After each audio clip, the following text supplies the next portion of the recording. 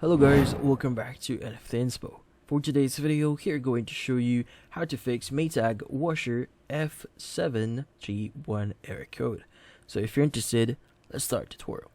So the first thing you need to do here is you need to check if the washer is overloaded for the current cycle. Now, overloading the washer can strain its capacity and affects its performance. Now also, if you suspect overloading, it's advisable to remove a few items from the load. This can help distribute the weight more evenly and prevent strain on the washer's components.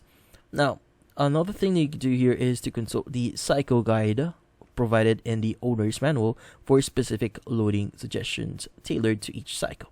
Now, this resource offers a valuable insight into optimizing the washer's performance and efficiency based on the type of load being washed. Now, and just in case if you still have just in case you still see the code there, what you need to do here is you first need to press the pause or cancel button twice to hold the current operation. Press the power button once to reset the system and clear the display code. It's important to note that the method for code removal may vary depending on the model of your washer.